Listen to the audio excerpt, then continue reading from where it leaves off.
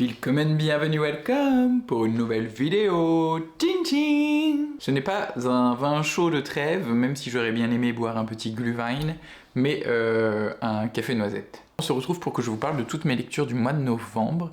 Il y en a une petite quinzaine quand même malgré tout. Pour commencer, je vais donc vous parler de Continuer de Laurent Mauvigné. Si vous suivez la chaîne de Eve, du compte Eve Lecture, elle en a parlé il y a pas longtemps aussi, et on l'a lu à mon avis plus ou moins au même moment, enfin moi un peu avant elle, mais j'ai lu Continuer, qui était un des seuls romans de Laurent Mauvigné que je n'avais pas lu encore.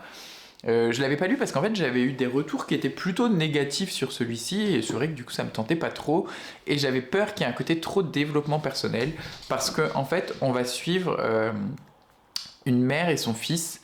Le fils assiste à une scène de V envers une de ses camarades de classe, et il est complètement passif et inactif face à cela. Et donc sa mère se rend compte qu'il y a quelque chose qui cloche dans la vie de cet enfant. Pourquoi il n'a pas réagi, pourquoi il n'a pas agi tout simplement. Et la mère voit bien qu'il n'y a pas que cette histoire-là, enfin que là, il n'y a pas que ce gros événement qui cloche chez son enfant, c'est qu'il a un souci, un mal-être. Et elle le déscolarise, et elle décide, parce que elle, dans son passé, elle était un peu baroudeuse, etc., de partir pendant plusieurs semaines faire une grande randonnée dans les plaines du Kirghizistan à cheval, parce que c'est une ancienne cavalière. Et donc ils partent tous les deux, alors que le dialogue est complètement rompu entre ce fils et cette mère, ou en tout cas il y a très très peu de dialogue. Ils partent contre l'avis du père, les parents sont séparés, la mère elle est vraiment dans une période un peu charnière aussi de sa vie. On est avec ces deux personnages qui ont une histoire assez forte et qui vont traverser les plaines du Kirghizistan.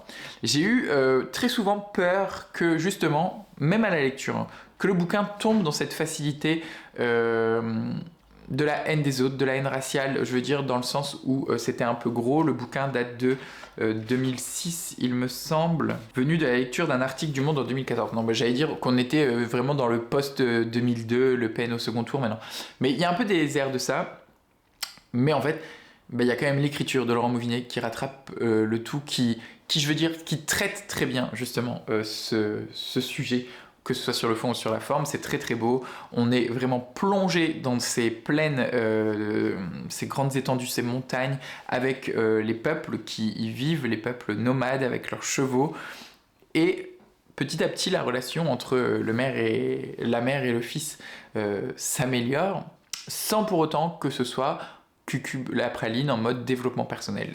Il trouve la juste mesure, je trouve, à être tout le temps sur le fil entre ce qui pourrait basculer dans de la littérature vraiment grand public assez facile, et ce roman un peu plus subtil dont il est maître en sa matière, j'ai envie de dire. Hein. Laurent Mauvigné est très très subtil dans la description des personnages. Là, il a un peu moins le temps de s'épancher parce qu'on est sur un roman plus court, il fait 220 pages. Mais il sait très bien le faire, même en moins de pages. Hein. Dans Loin d'eux, c'est une centaine de pages. Dans ce que l'on appelle Oubli, c'est 80 pages. Et à contrario, La Maison Vide et Histoire de la nuit, on est à plus de 600 pages. Mais peu importe le format, il arrive à instaurer de la subtilité dans ses personnages. J'ai quand même beaucoup aimé cette lecture. Un roman qui me donnait très envie et finalement m'a donné du fil à retordre. J'ai lu Le Hussard sur le toit de Jean Giono. Vous savez que j'aime beaucoup Jean Giono, j'ai adoré la trilogie Regain, Colline 1 de Beaumugne.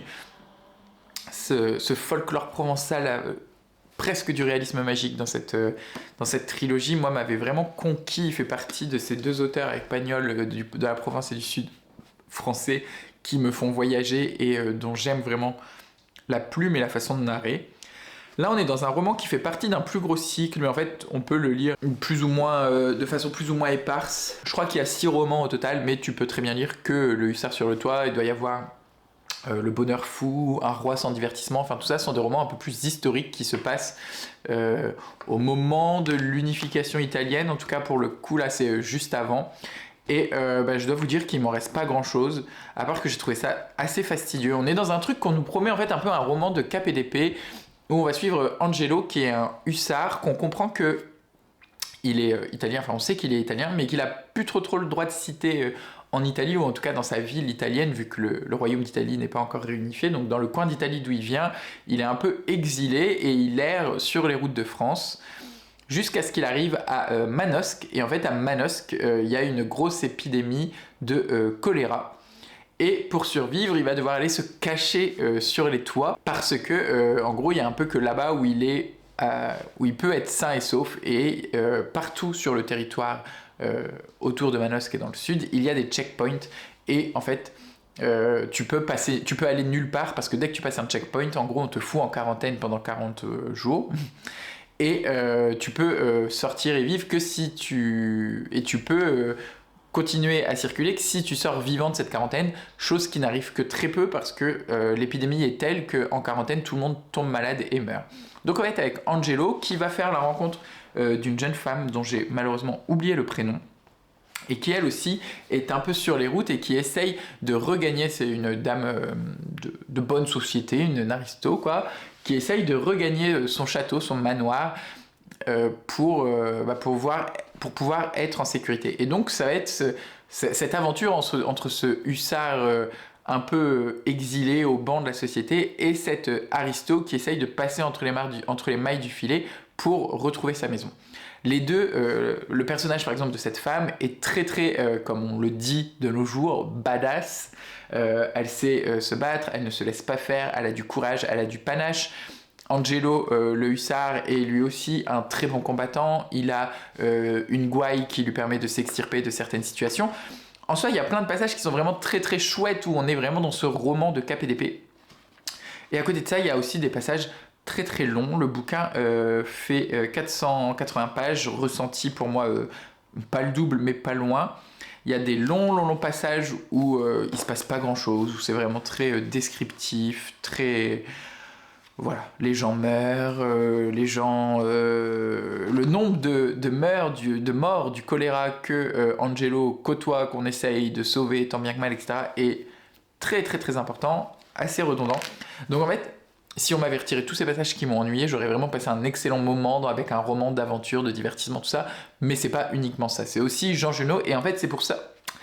Ce que je reproche un peu à ce roman-là, c'est ce que j'adore dans Colline, dans Regain et dans Un de Bobune, parce que c'est très condensé dans des textes beaucoup plus courts où on est dans ce roman d'ambiance vraiment. Et là, moi, je partais sur un roman de divertissement, de cap et d'épée, et le mélange de ces deux genres a eu du mal à me convaincre au global. Je n'ai pas prévu de vous faire une vidéo de livres à offrir ou de cadeaux à faire pour la fin d'année, mais celui-ci est parfait. C'est une BD qui vient de sortir que j'attendais avec énormément d'impatience et que j'ai dévoré et adoré de bout en bout. C'est La Nuit retrouvée de Pénélope Bagieux avec Lola Lafont. Pénélope au dessin, Lola au texte. Elles avaient teasé cette BD il y a 3 ans en festival, au Pop Woman Festival à Reims. Elles étaient invitées toutes les deux pour parler de leur œuvre, mais elles nous avaient parlé justement de cette BD qu'elles avaient décidé d'écrire conjointement. Et ça m'avait donné trop envie. Déjà, je vous montre quelques pages. Moi, j'adore le trait de Bagieux. On est dans un truc un peu... Ouais, enfin voilà. Il y a quand même du détail, c'est très joli, c'est très coloré. Des scènes de plage, etc. Enfin voilà. Moi, j'ai vraiment beaucoup aimé le trait et surtout les expressions des visages des personnages et les têtes des personnages. Par exemple, la tête de la mère est très drôle et très expressive. Ce personnage de la mère, qui est le personnage principal, est vraiment très appréciable. En gros, La Nuit retrouvée, c'est l'histoire de cette mère qui est plus âgée au début du texte. On peut la voir ici en train de cuisiner dans une maison de vacances dans les Landes.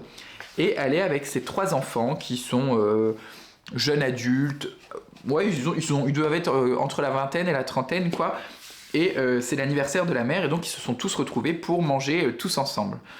Et on est dans cette scène familiale et dans cette simplicité, dans cette humilité qui, je trouve, caractérise bien Lola Lafont et Pénélope Bagieux, où on est avec une famille qui se retrouve autour d'un repas et les enfants taquinent la mère, les enfants se taquinent entre eux, il y a celui qui veut pas mettre la table, celui qui dit qu'un tel est toujours le préféré, etc. Blablabla, voilà.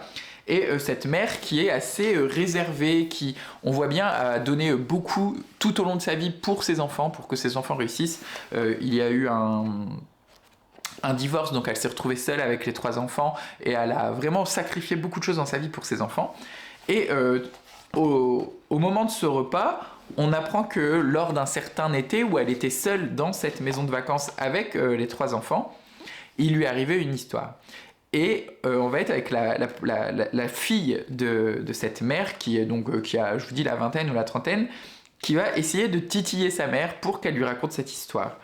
Et donc on va être dans des flashbacks entre le moment où la mère raconte l'histoire qu'elle a vécue à sa fille et cet été où il s'est passé quelque chose. Et c'était vraiment très très chouette. Je vous le dis, c'est humain et c'est simple. On est avec cette maman un peu débordée qui essaye de faire de son mieux, mais qui veut aussi vivre sa vie. On est avec la mère qui voilà, se balade en culotte. Elle n'est pas toujours bien rasée, bien épilée. Et donc, on voit les poils qui dépassent de ses aisselles. On voit ses mollets pas rasés parce que c'est une maman voilà, qui ne prend pas vraiment... c'est pas qu'elle prend pas soin d'elle, mais qui... n'attache pas forcément d'importance à son corps. C'est pas des questions qui lui viennent en tête, elle vit principalement pour ses enfants. Et cette histoire, justement, qu'elle raconte, est une des seules histoires où elle avait décidé de vivre pour elle. Et je trouve que c'est très très beau, c'est très très touchant, c'est très prenant. J'ai vraiment adoré de bout en bout, c'est un bijou. Ça m'a juste frustré sur la fin. En fait, limite la fin me donnerait envie que Pénélope et Lola écrivent la suite parce que pour moi cette fin elle me donne envie d'en savoir plus. On a la résolution de l'histoire de cet été, de ce qui s'est passé durant cet été-là, mais on a envie de savoir que maintenant dans le temps présent comment après cette révélation la famille va vivre. Donc bref, j'ai adoré et je vous le recommande. C'est une très belle BD, c'est chez Gallimard et ça vaut le coup. Enfin relu du théâtre, ça faisait je crois depuis l'Aiglon de Rostand que je m'y étais pas attelé et j'ai lu The pièce de théâtre classique car je me suis lancé dans Une maison de poupée de Ibsen qui est un auteur suédois ou norvégien. C'est une pièce qui a été écrite dans les années 1850. Très souvent, cette pièce, elle est... Alors, je sais pas si en France, elle est tant jouée que ça. Moi, c'est souvent quand je lis de la littérature américaine où on nous parle beaucoup de Ibsen, notamment par exemple chez Irving, dans À moi seul, bien des personnages, il joue... Je me demande si c'est pas une maison de poupée justement qu'il joue. La famille, c'est une famille un peu fantasque dans À moi seul, bien des personnages. Et toute cette famille fait partie d'une troupe de théâtre qui met en scène une maison de poupée de Ibsen. Et c'est souvent à travers la littérature anglo-saxonne, américaine, qu'on entend parler de Ibsen, même s'il est évidemment connu et reconnu même par chez nous. Et donc, on nous parle d'une pièce féministe. Et quand j'ai commencé à lire le texte, je me suis dit, mais putain, mais ça n'a rien de féministe. Et en fait, il faut quand même recontextualiser le truc. Ça a été écrit dans les années 1850, donc bientôt 200 ans, un peu moins de 200 ans, 170 ans. Et c'est vrai qu'au regard de ça, le personnage de Nora, qui est la femme, le personnage principal, c'est quand même une petite révolution dans le monde du théâtre. Le choix et les choix qu'elle fait tout au long du bouquin. On est dans une histoire domestique, ça se passe presque... Mais je crois que ça se passe exclusivement dans un salon ou dans un appartement cossu avec une femme mariée à un riche homme qui vit grâce à l'argent de son mari et qui s'occupe de préparer Noël, décorer le sapin, acheter les cadeaux pour les enfants, etc. Et son mari lui dit qu'elle est dépensière, son mari lui dit que c'est ma petite poupée, je te protège, machin, enfin voilà. Vraiment le truc très très classico-classique, hétéro-patriarcal des années 1870, j'ai dit 1850, c'est 1879 pour la publication.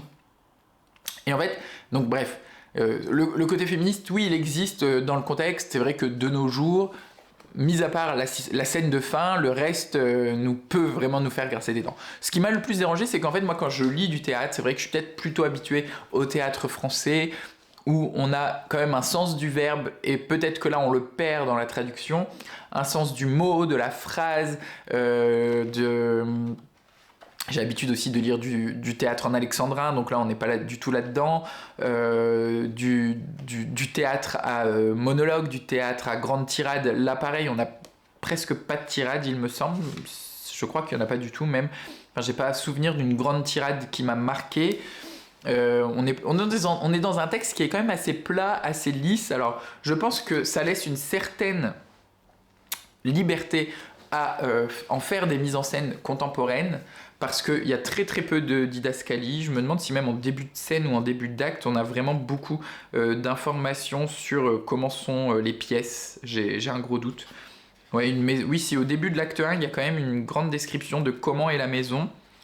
Et au début, et c'est tout en fait. Parce que le deuxième acte se déroule dans le même endroit. Donc, enfin voilà. J'ai trouvé que c'était très long à se mettre en place, assez plat, assez lisse. Et que oui, effectivement, la révélation à la fin, l'explosion, tout part d'un coup. C'est un peu comme... Ouais, c'est de la masturbation. Ouais, c'est très très long. C'est un peine à jouir, on va dire, Ibsen. C'est très très très long à venir. Et pouf, la fin explose d'un coup et puis après voilà, il ne se passe plus rien. Et c'est un peu ça qui m'a fait rester sur ma faim justement, mais je reconnais l'importance de ce texte pour l'époque. Et à mon avis, le fait que ça a dû choquer les mœurs, etc.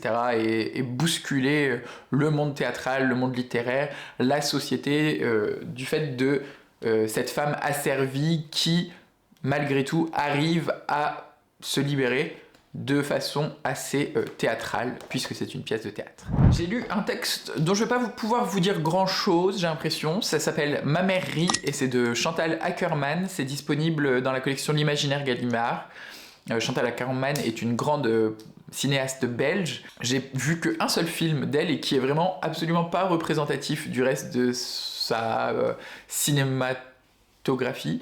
Parce que moi j'ai vu Golden 80s qui est une comédie musicale hyper kitsch avec Lio dedans, qui est l'histoire d'un centre commercial en fait, avec des histoires d'amourettes entre les différents coiffeurs et fils de propriétaires de magasins, etc. Enfin voilà, ça, je pense que c'est pas du tout représentatif de la filmographie de Chantal Akerman.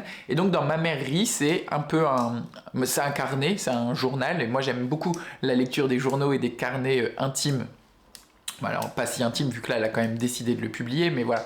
Et dedans, Chantal Akerman nous parle de la fin de vie de sa mère, de la maladie de sa mère, et aussi nous parle d'elle, parce qu'en fait c'est vraiment des extraits de carnet, enfin en tout cas je sais pas si c'est des extraits choisis ou elle qui écrit comme ça de façon très pelliculaire, hein, vous voyez vraiment c'est presque une pellicule de la vie, avec des instantanés, c'est souvent très très court, où elle nous parle un moment d'un passage, d'un quelque chose qu'elle vit au chevet de sa mère, puis de son histoire d'amour à New York avec une femme avec qui c'est assez tumultueux.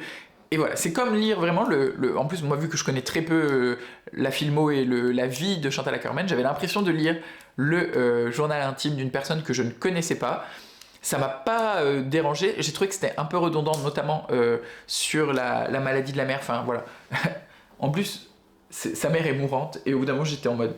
abréger les souffrances, je sais pas, débranchez-la, faites quelque chose. C'est horrible, je suis désolé, parce qu'en plus, c'est une histoire... Enfin, c'est la vie de Chantal Akerman. Mais c'était très, très, très, très présent, cette fin de vie et cette maladie. Néanmoins, il y a des pages qui m'ont bousculé et fulguré. J'ai pas ma liseuse sous la main, mais je sais que j'ai surligné pas mal de passages et que je vais les renoter quelque part, parce que malgré cette espèce de banalité et ce quotidien assez éphémère et instantané par les petits bouts de texte qu'elle nous balance comme ça, il y a une certaine unité, hein, toujours dans... Enfin, il n'y a pas vraiment une unité de temps, parce que on saute beaucoup d'une époque à une autre et d'un moment, d'un lieu à une autre. Chantal Akerman voyage beaucoup entre la Belgique, l'Amérique du Sud, l'Amérique du Nord, New York.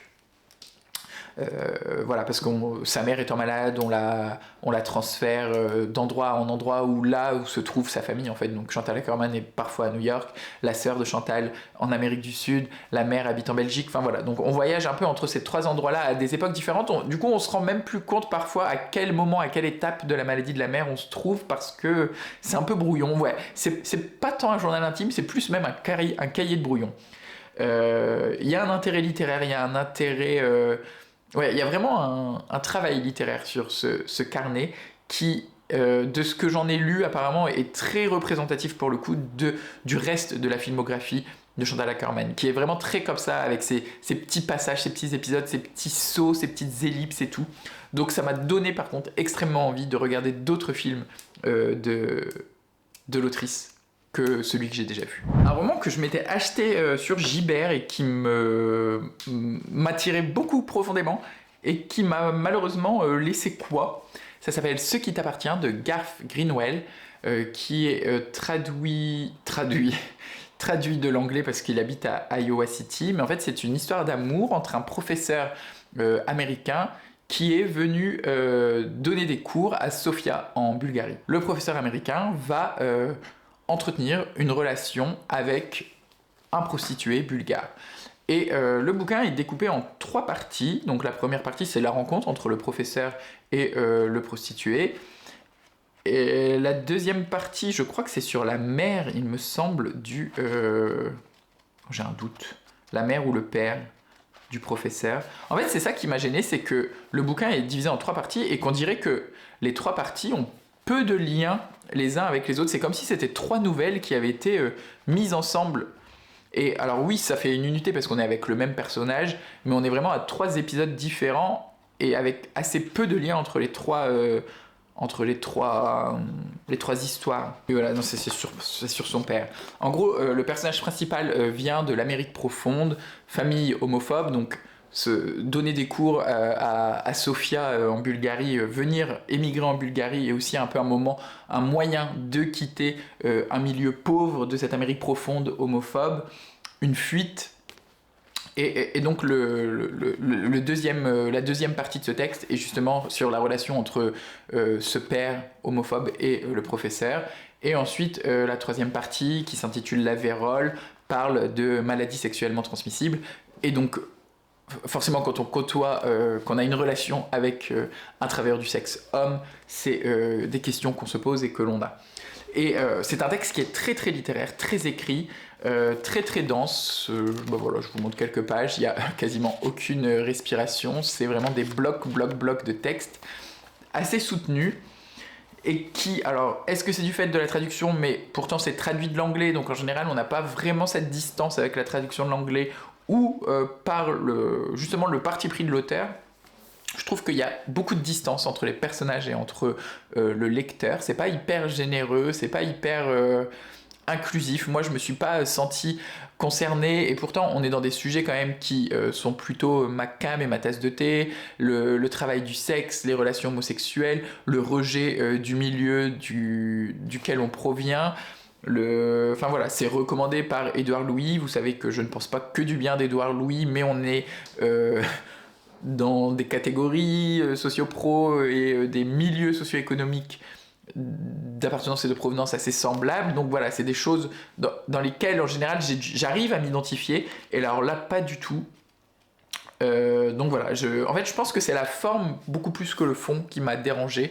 C'est ce format de pseudo-nouvelles mises les unes après les autres pour en faire un texte qui plus est très littéraire et très dense, qui ne m'a pas permis de m'attacher au personnage et à cette relation. C'est même pas une belle relation, hein.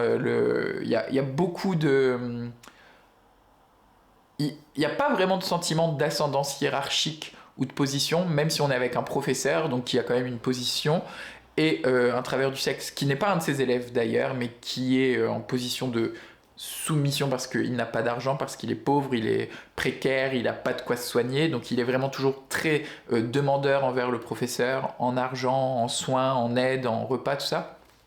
Et il y a quand même cette passion malgré tout, alors qu'on la sait quasiment dès le début vouée à l'échec, parce qu'on voit, nous, un peu ce que fait le travailleur du sexe à côté de sa relation avec notre personnage principal. Et même s'il y a cette relation vouée à l'échec, il y a quand même une espèce de persistance et d'insistance. Donc voilà, c'est un roman qui est assez triste, assez badant, assez déprimant, et qui ne m'a pas convaincu sur la forme, donc j'en garde pas un excellent souvenir. Je ne l'ai plus parce que j'ai dû le rendre à la médiathèque, mais j'ai lu le 3e tome de The Nice House machin. Donc le premier cycle, c'est The Nice House by the Sea, by the Lake. By the Lake, j'avais lu les 2 tomes l'année dernière, et donc cette année, il y a le premier tome du 2e cycle, mais en fait le 3e tome de la série complète, The Nice House by the Sea, qui vient de sortir. Dans The Nice House by the Lake, on suivait un groupe de 12 personnes qui avaient été enfermées dans une maison assez idyllique, dans un contexte de fin du monde. En gros, le monde s'écroulait, les gens mouraient, Et on avait ces 12 rescapés qui avaient l'air d'avoir été choisis pour être mis dans cette maison. Le premier cycle, les 2 premières BD ne concluaient pas du tout l'histoire. On avait quelques éléments de réponse, mais on était resté en suspens. Et là, le 3e cycle, qui ne se passe pas dans la même maison, vu qu'on est dans The Nice House by the Sea, et puis on est dans la maison auprès de la mer, et puis dans la maison auprès du lac, nous propose 12 nouveaux personnages dans une maison, mais plus ou moins dans le même contexte de fin du monde et de personnes choisies pour vivre dans cette maison. J'ai eu beaucoup de mal à me remettre dedans. En fait, si vous avez l'occasion, essayez d'enchaîner les 3 et même j'ai envie de dire peut-être attendez que le 4e sorte et d'enchaîner les 4. Moi, ce que j'aurais dû faire là pour relire ce 3e tome, c'était pour lire ce 3e tome, ça aurait été à mon avis de relire les 2 premiers. Mais autant vous dire que cette BD a tellement de succès que même quand j'ai voulu l'emprunter à la médiathèque, j'ai dû attendre je ne sais plus combien de semaines avant qu'elle soit disponible parce que j'étais très loin dans la liste d'emprunts. Donc sauf si vous les achetez évidemment, mais moi je les emprunte, je les ai pas achetés. Et donc si j'avais voulu réemprunter les 2 premiers pour lire le 3e, j'aurais lu le 3e dans 20 ans. Donc au début, j'étais complètement largué, parce qu'on retrouve quand même malgré tout des personnages des 2 premières BD, sauf qu'on nous explique plus tant que ça les relations. On est avec 12 personnages x 2, parce que 2 maisons, donc 24 personnages, qui ont dans chaque maison des liens entre eux. Pour certains que moi j'avais lu l'année dernière, donc j'avais eu le temps d'oublier. Pour d'autres qu'on nous explique très vaguement et rapidement en découvrant cette 3e BD. Enfin voilà, c'est un cycle à mon avis qui va être génial. Une fois qu'on aura une résolution, des réponses aux mystères, etc. Quand tout sera bouclé, ça va être vraiment du feu de Dieu. Mais alors là, pour l'instant, je trouve que c'est un peu frustrant de toujours être un peu à tâtons. Mais par contre, on avance quand même dans l'intrigue. Et c'est ça qui me plaît, parce qu'à la lecture du premier que j'avais trouvé magnifique, je trouve splendide. Moi j'adore hein, le trait des dessinateurs. Alors, je sais plus, il y a James Tyrion 4 et je sais plus c'est quoi l'autre. Mais les traits et le texte est vraiment très bien. Je sais plus où je voulais en venir avec cette phrase. En fait, j'avais eu très longtemps peur qu'on n'ait jamais vraiment de réponse ou quoi. Et en fait, si l'intrigue, malgré tout, avance, et arrivé à la moitié de ce 3e tome, j'ai vraiment repris connaissance de tout ce qui s'était passé avant. J'avais fait quelques recherches sur internet, et donc du coup, j'arrivais à avoir un point de vue bien plus global et à apprécier beaucoup plus ma lecture. Donc voilà, soit vous enchaînez, soit vous relisez, mais ne tardez pas trop, ou alors essayez de vous renseigner un peu sur internet en évitant de vous faire spoiler si possible quand vous voulez lire, parce que je pense que c'est beaucoup mieux si on a vraiment toutes les infos en tête, car c'est quand même assez dense malgré tout cette histoire. Ensuite, j'ai enfin repris ma lecture du Disque Monde, et ça fait extrêmement plaisir. J'ai acheté la suite dans la foulée. Bah, d'ailleurs, je sais pas où elle est. Est-ce que j'ai vraiment acheté la suite dans la foulée? Oui, si, elle est là-bas, je la vois. Je vais peut-être le lire d'ailleurs. J'ai lu Sorcellerie, qui est le tome 5 des Annales du Disque Monde. Oh, un marque-page. Oh, vous savez, hein, on est dans ce 1, 2, 3, 4, 5. Voilà, c'est ça. C'est celui qui se passe après la mort. Donc c'est le tome 5 du Disque Monde, mais c'est le tome 3 du cycle de Rincevent, qui est le personnage principal, ce mage-là avec son grand chapeau pointu. Le premier personnage qu'on rencontre quand on lit par ordre de parution. C'est un mage qui, malheureusement, est un peu nul et ne sait pas faire de magie, et à qui il arrive toujours 1000 péripéties et qui s'en sort tout le temps. En fait, le seul pouvoir magique qu'il a, c'est de rester en vie. C'est un peu ce qui le caractérise, c'est que malgré tout, il se retrouve toujours dans des trucs sans queue ni tête, et il est là et il survit. Donc voilà, c'est une nouvelle aventure de Rincevent. Un mage surpuissant arrive avec une magie qu'on croyait oubliée, qui n'existait plus et qui surpasse toute l'académie de magie et tous les mages. Et en fait, on se rend compte que cette magie, si on avait réussi un peu à ne plus la faire exister, c'est parce qu'elle était beaucoup trop dangereuse. Et limite, tout va reposer sur Rincevent pour essayer de rétablir l'ordre général du Disque Monde. Et il va être accompagné de Nigel le Destructeur, qui est un barbare, quoi, ouais, mais qui est un peu nul. C'est un jeune barbare qui a été en prison pendant longtemps et qui a lu le livre de Conan le barbare qui explique comment devenir un barbare et c'est sa seule expérience. Donc c'est en gros la lecture du livre de Conan qui va l'aider à se battre, mais il y aura aussi avec eux, dans cette bande, c'est souvent comme ça dans les livres de Terry Pratchett que j'ai lus, il y a une petite bande qui se crée, il y aura Konina, la célèbre fille de Conan le barbare. J'ai trouvé, alors autant, moi j'ai tout aimé, pour l'instant, j'ai pas forcément eu de préférence, mais c'est vrai que le 8e couleur et la 8e couleur et le 8e sortilège, qui sont les deux premiers par ordre de parution, sont pas forcément les plus faciles parce qu'il y a quand même beaucoup de descriptions et on nous explique comment fonctionne le monde, etc. C'est un peu rébarbatif. Dès l'instant qu'on arrive à partir de la 8e fille, Mortimer et la sorcellerie, on commence à avoir plein de clés, on commence à savoir comment écrit Terry Pratchett, à comprendre son humour british parfait. Et j'ai explosé de rire et j'ai réussi à convaincre Cyrielle, ma copine Dame Cyrielle sur Instagram, à s'acheter des tomes du Disque Monde. Elle va s'y mettre, elle a acheté les 2 premiers parce que c'est vraiment l'humour que nous on aime bien. C'est Monty Pythonesque un peu, vous voyez, c'est absurde. Il y a un moment, il y a un truc, il y a un personnage qui dit et voilà, je vous présente la grande salle. Mais et donc l'autre de répondre ah oui, mais pourquoi vous appelez cette salle la grande salle? Et le gars lui répond ah parce que c'est une salle et qu'elle est grande. Bah, voilà, c'est vraiment moi le genre de truc qui me fait rire, cet humour absurde à la con, ça fait mouche. J'ai eu tout de suite envie de me replonger dedans et j'ai envie de me mettre même un petit coup de pied au cul, d'avancer un peu plus dans la lecture du Disque Monde. Donc là j'ai acheté 3 sorcières, qui est la suite du cycle des sorcières, justement avec le personnage de Mémé Cire du Temps. J'ai eu un classique, classique de la littérature italienne qui s'appelle Le Bal des Folles et c'est écrit par Copy. C'est une réédition dans la collection Satellite de chez Christian Bourgois. J'adore toujours autant ces éditions, c'est les éditions poche de chez Bourgois. Vous pouvez presque être sûr, j'ai l'impression que maintenant, dès qu'ils sortent un roman en grand format, il va paraître en poche. Moi j'avais adoré les Effinger et il est sorti en poche et il y en a beaucoup qui sortent en poche. Copy, c'est la première fois que je le lis. Le Bal des Folles, c'est dur de vous le résumer, c'est vraiment un roman qui est typique de son époque, c'est-à-dire les années 70, ça a été publié en 77, on est dans ce roman un peu transgressif. L'auteur s'affranchit de tous les codes, de la bienséance, de la ponctuation, de la littérature, il écrit comme ça. Il écrit un truc qui fait du coup que le bouquin est quand même assez barré et assez perché. Il place pas forcément l'intrigue dans un contexte spatial ou temporel fixe. Il s'amuse à jouer justement de ces ellipses temporelles, de ces sauts dans le temps et dans l'espace. Enfin, voilà quoi. Et on va rencontrer une galerie de personnages qui évoluent dans cette époque des années 70. À Paris, à Rome, à New York, à Ibiza, il y a des personnages hauts en couleur. Une femme trans qui se prend pour Marilyn Monroe mais qui est en même temps hyper castratrice. On est dans des milieux très gays, très queer, très LGBT.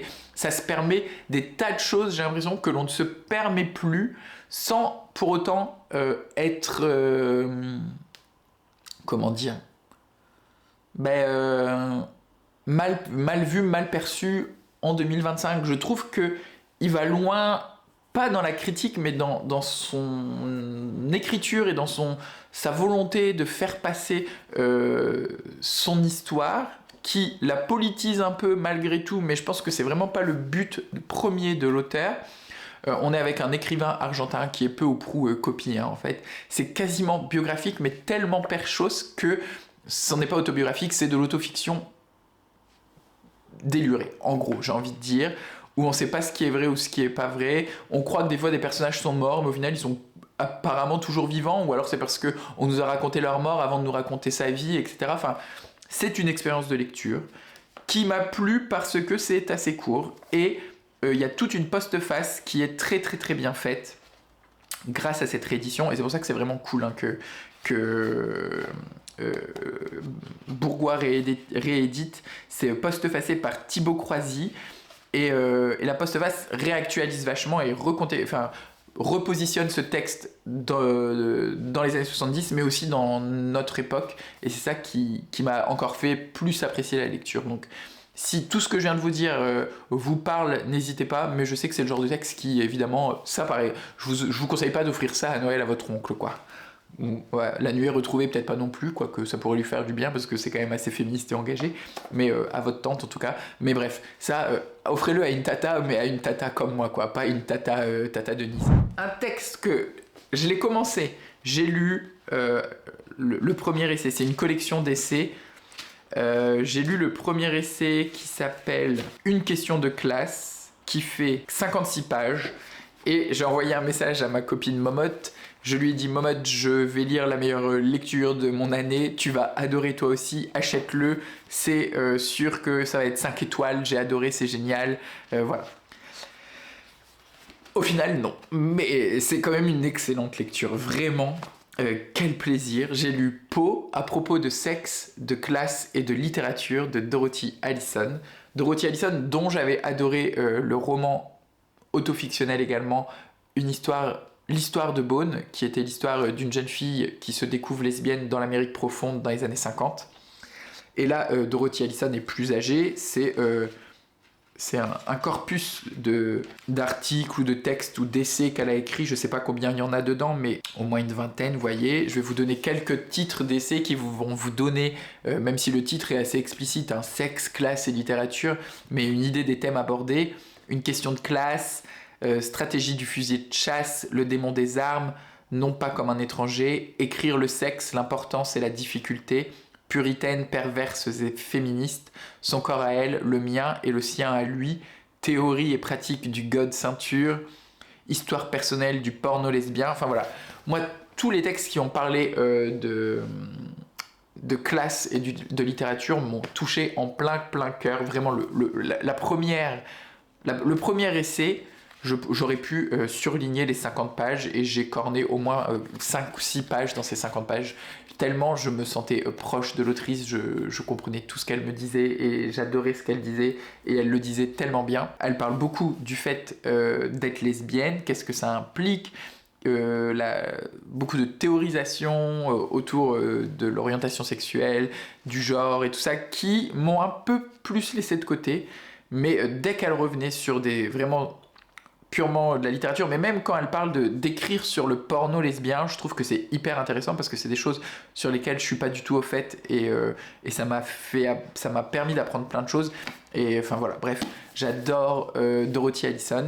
Je vais lire, chez Cambourakis en poche comme ça, elle a un recueil de nouvelles qui s'appelle Trash, je crois. Donc je vais le lire et je vais lire d'autres textes d'elle. J'ai adoré sa fiction, j'adore sa non-fiction. Je sais plus si elle est encore vivante ou pas. Non, mais j'ai un doute parce qu'elle est née dans les années 50, il me semble. C'est génial. C'est vraiment un très bel essai que pour le coup vous pouvez offrir aussi. Là, il y a à boire et à manger. Il y a vraiment de tout dedans. Le texte est complet. Vous pouvez le picorer, vous pouvez lire. Moi, j'ai peut-être fait l'erreur aussi de tout lire d'un coup et c'est peut-être pour ça que tout ce qui est littérature lesbienne m'a paru un peu lourd et que j'ai pas réussi à tout intégrer, c'est parce que j'ai peut-être voulu trop dévorer l'essai alors qu'il se picore parfaitement vu que c'est des bouts de texte qu'elle a écrit à droite à gauche et qu'on a compilé là-dedans. J'ai eu un classique qui traînait dans ma librairie, c'est pas une librairie mais dans ma pile à lire depuis un bon moment.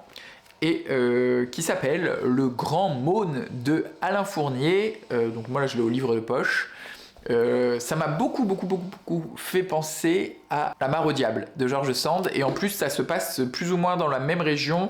On est autour du Berry, le Cher, la Beauce, enfin vraiment ce centre oublié de la France. Ce qui se passe un peu entre Paris et Clermont-Ferrand, ce trou là, vous voyez, alors plus vers Orléans, tout ça, mais c'est par là. Et en plus, ça parle plus ou moins des mêmes thèmes parce qu'il y a une scène de grand mariage comme dans La Mare au Diable. Et on va suivre une famille avec l'instituteur du village. Donc on est dans un petit village, début de siècle. Il n'y a qu'une école, il n'y a qu'une classe. Enfin, l'instituteur fait classe à tout le monde du village, mais aussi des villages alentours. La mère tient la maison. Ils ont un fils qui est dans cette classe. Et un beau jour, il y a une dame qui arrive et qui dit bah, voilà, je suis désolée. Mon fils fait des conneries, j'ai plus trop d'argent, je sais plus quoi, je peux le mettre en pension chez vous, vous le gardez, je vous paye et il va à l'école du village avec vous. Donc voilà, c'est comme ça que le grand Maune, qui est ce nouvel arrivant, arrive dans la vie de cette famille, dans la vie de cette école et dans la vie de ce village. Et c'est un jeune qui est un peu en quête d'aventure et qui est un peu plus âgé que le personnage principal, l'enfant du couple d'instituteurs, qui joue un peu ce rôle de grand frère, un peu caïd, baroudeur, etc. Et qui va vivre une aventure un peu rêvée, fantasmagorique. En fait, il se retrouve dans une scène, dans un lieu, dans un endroit qui, pendant très longtemps, qui permet d'appeler au rêve. Il arrive dans une grande bâtisse dans laquelle il y a une grande fête et on ne sait pas vraiment si c'est la réalité ou non, s'il a bien vécu ça. Et donc lui, c'est un peu l'histoire qu'il raconte à la cour d'école, l'histoire qui permet de flamber. Enfin voilà, j'ai vécu ça, j'ai vu ça, c'était magnifique. Et lui, pareil, il en garde un souvenir tellement ému, tellement fort, limite du réalisme magique, vous voyez. Et tout tourne un peu autour de ça, autour de cette scène vécue durant l'adolescence, ce paradis perdu qui va tenter en long, en large et en travers de retrouver, et pour cela vivre d'autres aventures. Et autant j'ai vraiment bien aimé ce début avec ce côté un peu roman bucolique, dans cet endroit dans lequel il se passe pas grand chose, avec cette scène quasiment magique, autant la fin est beaucoup plus factuelle, beaucoup plus précise, où on nous donne des éléments de résolution de cette intrigue avec des liens familiaux, des machins, des bidules, vraiment des histoires de village, quoi, qui est beaucoup plus terre à terre, beaucoup plus factuelle, et j'ai perdu cette magie du début du roman. Donc voilà, j'en garde des belles images, je trouve qu'on est dans un espèce de roman un peu pastoral avec un bel imaginaire qui se construit et qui malheureusement m'a perdu à cause de cet enchaînement de quiproquos et de mauvaises décisions prises sur la fin qui fait que j'ai dit ça, du coup machin s'en va et en fait je lui cours après et bidule et voilà, ça prend des allures de téléfilm en fait je trouve sur la fin et ça m'a un peu déçu. Mais j'en garderai un bon souvenir une belle ambiance, une belle image mentale.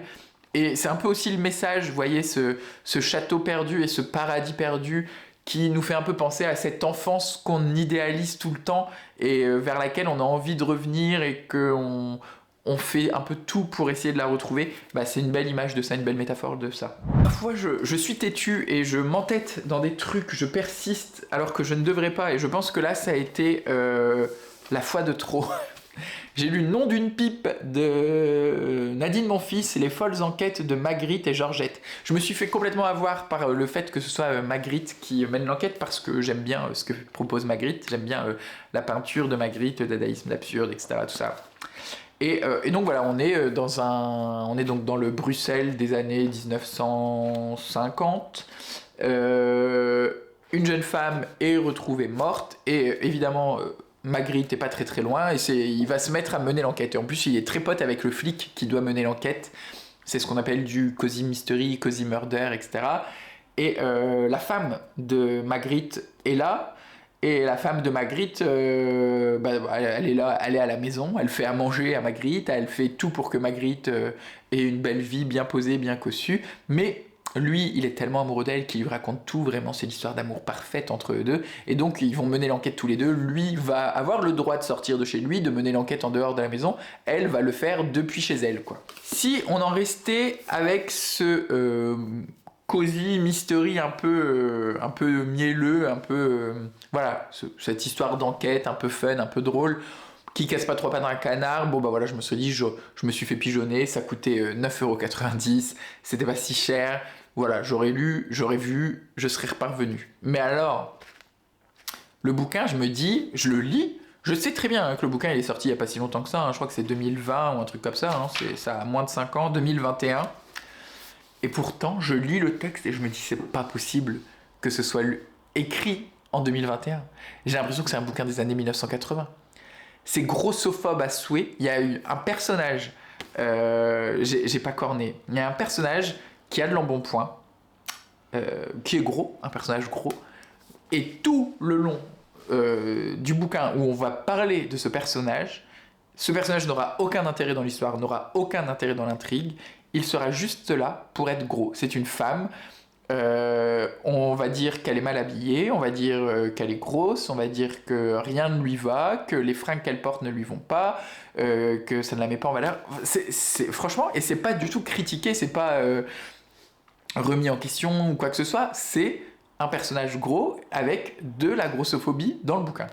Ensuite, on a un personnage qui travaille en bijouterie, qui a de l'argent, qui a une position, etc. et vraiment qui s'y connaît en bijoux, en argent, en banque. Devinez quoi? C'est un personnage juif. C'est un personnage qui est juif. Et pareil, c'est pas critiqué, c'est vraiment le juif qui a du fric et qui est bijoutier.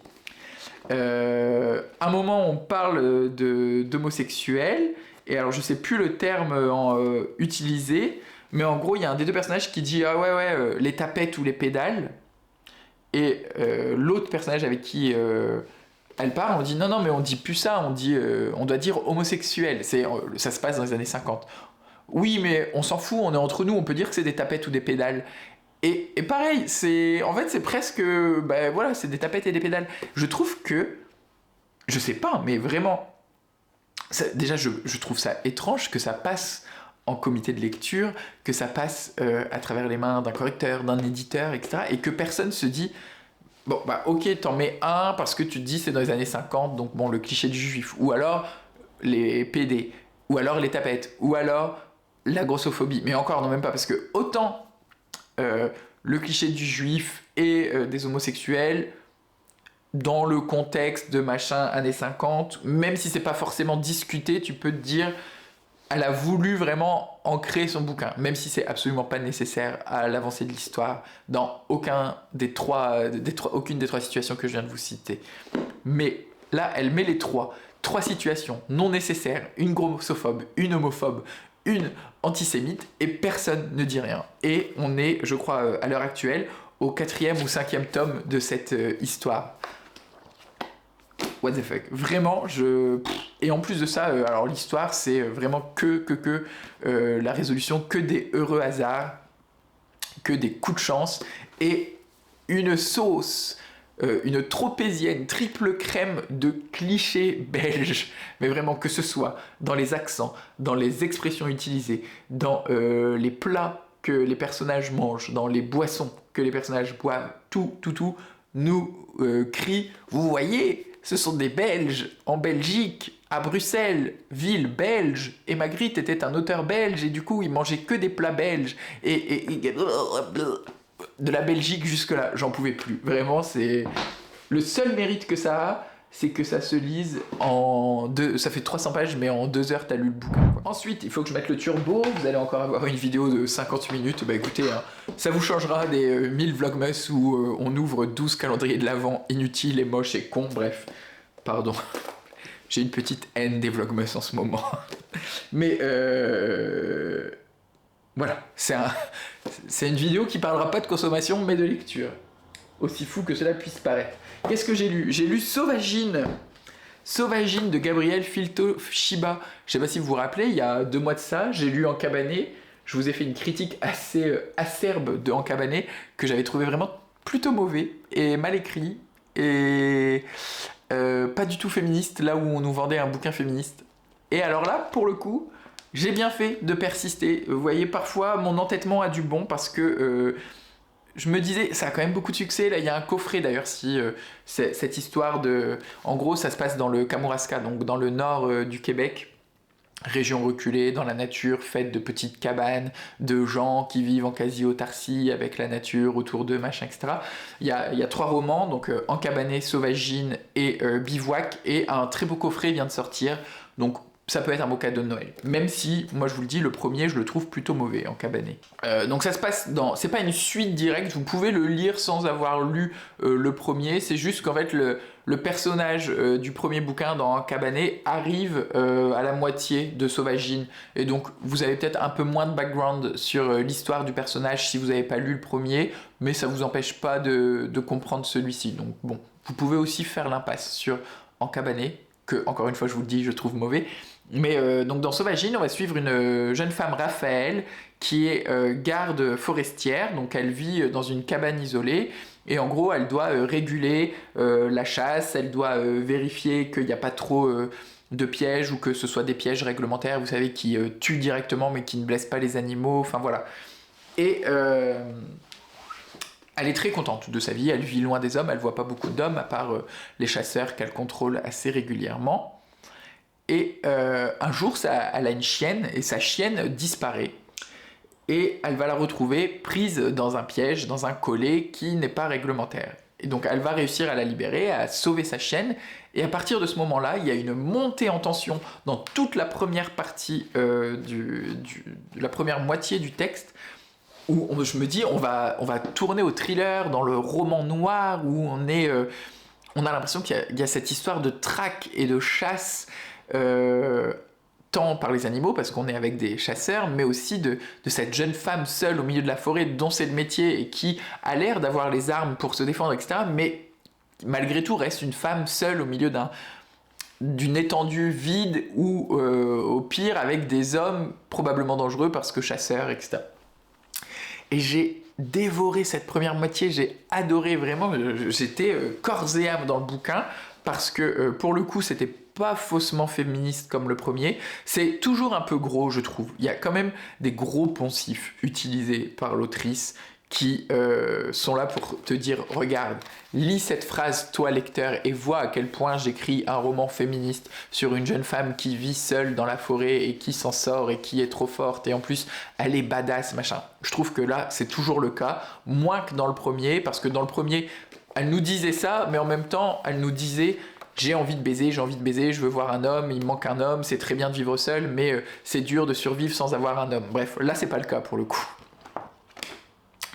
Et en fait, dès l'instant que le personnage principal du premier texte arrive dans celui-là, eh ben j'ai trouvé que toute cette tension accumulée, le soufflet retombé, on retombe dans une histoire plus ou moins classique, même s'il y a une belle histoire d'amitié entre deux personnages et une petite histoire d'amour qui s'installe. Et en fait c'est ça, j'ai l'impression que déjà dans le premier, il y a un moment, un personnage qui intervient, qui nous propose une histoire d'amour, ou en tout cas de sexe, je sais pas trop, qui moi m'a fait totalement perdre l'intérêt. Et là, encore une fois, elle veut essayer d'instiller une romance qui est, pour le coup, assez progressiste et machin, mais qui va un peu vite d'ailleurs, et qui fait perdre tout l'intérêt dramatique du texte. Donc voilà, je trouve que c'est dommage de vouloir mettre de la romance alors que non, qu'on est dans un espèce de thriller hyper bien mené dès le début, selon moi. Je vous rassure, on arrive bientôt au bout de cette vidéo, il reste plus beaucoup de texte. Et bah tant qu'on est dans Sauvagine, je vais vous parler d'un texte qui se passe plus ou moins dans le même délire. Ça s'appelle Une année à la campagne de Sue Hubble, et vous pouvez nous rejoindre sur Discord parce que c'est la lecture commune du mois de décembre. Donc bon, là, je l'ai lu vraiment tout début décembre, donc là je tourne la vidéo autant que je vous en parle.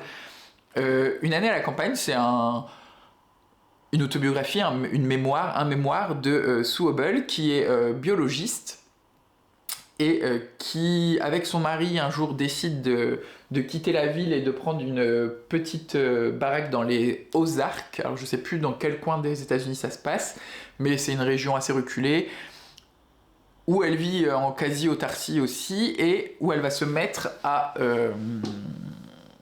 produire du miel. En fait, elle va avoir des ruches et elle va faire du miel et elle va vivre de la vente de son miel. Elle va faire un peu de potager, etc. Et en fait, nous, quand elle raconte son histoire, elle est déjà séparée de son mari, donc elle vit seule dans cette maison. Et le roman est découpé en 5 saisons, printemps, été, automne, hiver, printemps. On fait vraiment une boucle, on démarre au printemps, on revient au printemps suivant. Et c'est une compilation de petits passages de, je sais pas, 4, 5, 6 pages de ce qui se passe dans sa vie. Et en fait, j'avais très très peur de me faire chier, parce que moi je suis pas archi fan de nature writing, vraiment de, voilà, la nature, l'écriture des grands espaces, c'est pas forcément ce qui me plaît. Et en fait, je suis dans une période là de professionnelle et personnelle où j'avais vraiment besoin de calme et de repos.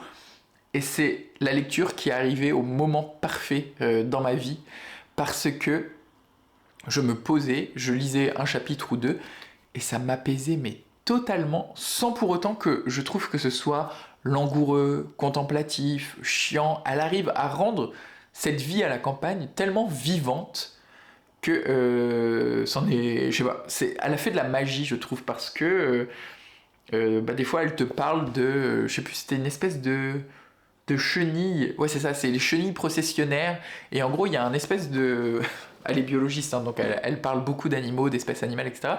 Il y a un phénomène que on peut pas très souvent voir, c'est des espèces de chenilles processionnaires, mais qui sont bloquées, et en fait, au lieu d'avancer, elles tournent en rond, ou plus ou moins sur un espace, et que si t'en retires quelques-unes, tu les sors du lot, au lieu de reprendre un autre chemin et de s'en aller, elles se remettent dans leur boucle, et elles tournent en boucle. Et en fait, elles te racontent ça, et tu te dis, mais non mais attends, mais il faut que j'aille voir sur internet, il faut que je cherche, et machin, et bidule. Et elle te parle d'une ruche qui est en train de mourir parce que la reine est vieille, il faut changer la reine, donc elle va chercher une nouvelle reine qu'elle va faire acclimater avec les abeilles. Et rien que ça, elle te le rend vivant et voilà. Et il neige, et puis quand la neige s'en va, il y a de la boue, et donc du coup le facteur peut plus passer, donc elle appelle le facteur pour savoir si elle a du courrier parce qu'elle attend quelque chose, et elle sait que son toit il est plus très étanche, donc faut qu'elle répare son toit pour l'hiver, et ça m'a fait tellement de bien, vraiment. C'est le meilleur texte de nature writing que j'ai lu pour l'instant de toute ma vie parce que je me suis pas ennuyé une seule seconde, j'ai appris des choses, j'ai vécu 7 années à la campagne avec Sue Hubble et j'avais qu'une envie, c'était de la rejoindre. De la rejoindre et de vivre avec elle. Et il y a un passage très très beau que j'ai corné justement sur... parce qu'elle a déjà un certain âge, hein, quand elle a écrit ce texte-là, elle a une soixantaine, voire 70 ans.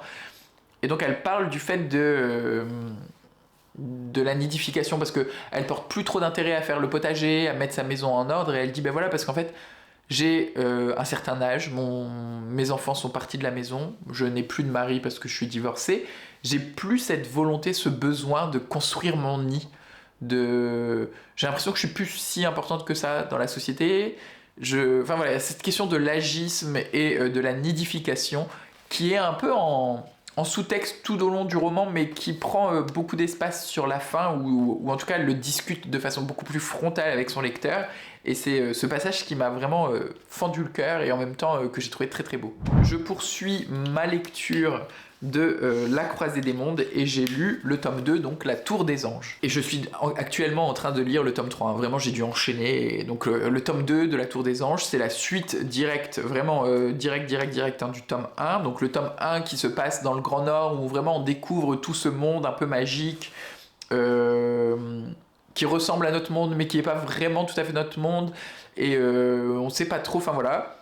Et j'ai eu beaucoup de mal à rentrer dans ce deuxième tome. Vraiment, genre, peut-être pas les 50 premiers pourcents, mais tout le début du texte, j'ai eu un peu de complications parce qu'on nous introduit un nouveau personnage, on nous explique pas vraiment des éléments du lore et du world building, tout ça, et donc du coup, ouais, j'avais un peu de mal.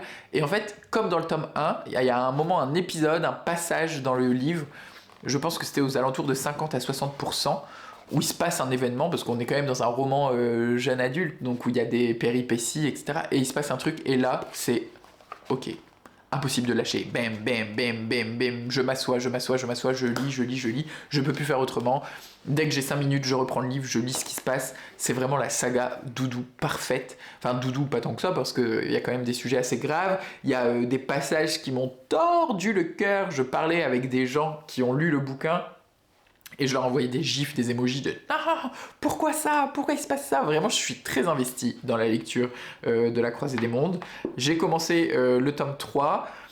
Je vais pas dire que je m'ennuie un peu, je suis un peu, pour l'instant, j'ai lu 25% du tome 3. Et il y a plein de trucs où je me dis « Ok, c'est chouette, c'est sympa, tu me racontes ça.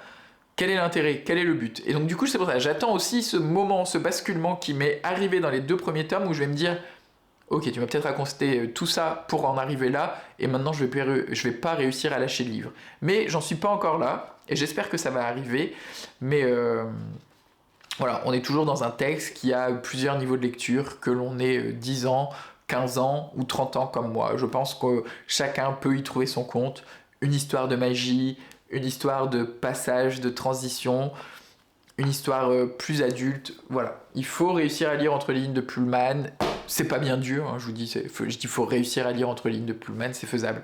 Mais quand quand on lit adulte, on voit des choses. Et enfin, que j'ai lu hier soir, une BD qui date de 2019, qui s'appelle Waldo. C'est par Lorraine Lesbains et c'est aux éditions Lapin, qui est une maison d'édition que j'aime beaucoup. C'est une toute petite BD d'une centaine de pages qui a un parti pris, c'est que on n'a aucun personnage, on n'a que des habitations. Donc vous voyez, on voit des maisons, on voit des fenêtres, on voit des maisons, des fenêtres, des jardins, des tombes, enfin des lieux où des gens vivent ou meurent, vu qu'il y a quand même quelques scènes dans un cimetière. Et en gros, au tout début, l'ouverture du texte, c'est Waldo Malfait qui meurt. Et Waldo Malfait, vous pouvez un peu l'identifier à Michel Sardou. C'est comme si Michel Sardou était mort, et donc on assiste à la mort de Waldo Malfait, mais à travers ce qu'on entend par les fenêtres, parce qu'en fait on voit les bulles sortent plus ou moins des fenêtres, on n'est pas dans les scènes, on voit pas les scènes, on voit vraiment que de l'extérieur, on entend de l'extérieur. Et c'est magnifique, hein. Les maisons sont vraiment sublimes, je trouve. Le travail, que ce soit le texte ou le dessin des maisons, voilà, on peut voir un aperçu de toutes les maisons. Je les trouve toutes très très très jolies. Et donc Michel Sardou, Waldo meurt, et c'est comment va réagir la France, la société, à la mort de Michel Sardou. Et il y a une intrigue que l'on voit pas forcément venir, qui s'installe, et c'est con. C'est vraiment de l'humour très cynique ou absurde. C'est préfacé par Fab Caro. Si vous aimez l'humour de Fab Caro, je pense que vous aimerez l'humour de Lorraine Lesbains. C'est pas aussi décapant, mais ça m'a quand même fait rire à plein d'endroits. Je dis Michel Sardou, c'est peut-être plutôt Patrick Sébastien, vous voyez, vraiment le chanteur français potache qui fait des chansons à la con, mais que tout le monde connaît. Et donc on va avoir plusieurs personnages. Il y a une coloc avec des jeunes, donc est-ce que ces jeunes-là écoutaient ce Waldo? Il y a une famille un peu plus vieille, il y a la femme de ménage de Waldo qui va prendre la parole, et tous ces personnages vont être liés par la mort de Waldo parce qu'ils vont faire partie d'une intrigue. C'était vraiment très chouette, très drôle. Le seul bémol que j'ai, c'est que, en fait, vu qu'on voit pas les personnages, qu'on voit pas les scènes, qu'on est vraiment que de l'extérieur, c'est le parti pris de l'autrice et c'est aussi une chouette idée, je trouve, et c'est un peu compliqué parce qu'il y a vraiment beaucoup de personnages, donc de se rappeler qui est qui, on a les prénoms, mais faut se rappeler de quelle maison, et en plus parfois les personnages déménagent, donc c'est plus la même maison. Donc bon, c'est que sur 100 pages ça va, c'est pas non plus le Da Vinci Code, hein, c'est une histoire de meurtre, mais bon, faut quand même être un minimum concentré. Mais j'ai vraiment beaucoup aimé le dessin et l'humour. Et je cherche toujours des BD drôles. Faites-moi des recommandations s'il vous plaît, des BD comme Fab Caro, des BD comme Jean Doux et le mystère de la disquette molle. Vraiment, j'ai envie de soit le réemprunter, soit de l'acheter parce que cette BD m'a fait crever de rire. Jean Doux et le mystère de la disquette molle, c'est vraiment tout ce que j'aime en humour. Et j'ai envie de lire des BD comme ça, donc voilà. Voilà pour ce point lecture qui dure, je pense, 50 minutes. Ouais, mais au moins, je suis à jour, car Waldo, j'ai lu ce livre hier, et donc là, nous sommes aujourd'hui le 11 décembre. Vous avez le récap de toutes mes lectures au 11 décembre. Je vous ai présenté les 199 livres que j'ai lus cette année sur YouTube. Le prochain point lecture abordera ma 200e lecture de l'année, mais ça sera peut-être pour janvier. Pour cette fin du mois de décembre, je ne vous promets rien du tout, car je ne suis pas en forme. La prochaine vidéo, je ne sais pas quand est-ce qu'elle arrivera, probablement au courant du mois de décembre. J'aimerais bien vous faire des vidéos bilan, etc. Tout ça, j'ai quelques idées aussi, ce que j'ai aimé sur Booktube en 2025, ce qui m'a saoulé sur Booktube en 2025, mes meilleures lectures, mes statistiques, mes machins, mes bidules, mes pires lectures, tout ça, j'ai envie de vous en parler. Mais je suis pas du tout dans la meilleure configuration de santé mentale à l'heure actuelle. Voilà, donc on verra bien, je prends du temps pour moi, je me repose, je prends un nouveau traitement, et en fonction de comment le traitement agit, vous aurez peut-être des vidéos ou pas. Je vous souhaite comme d'habitude d'excellentes lectures, d'excellentes découvertes, et d'être heureux.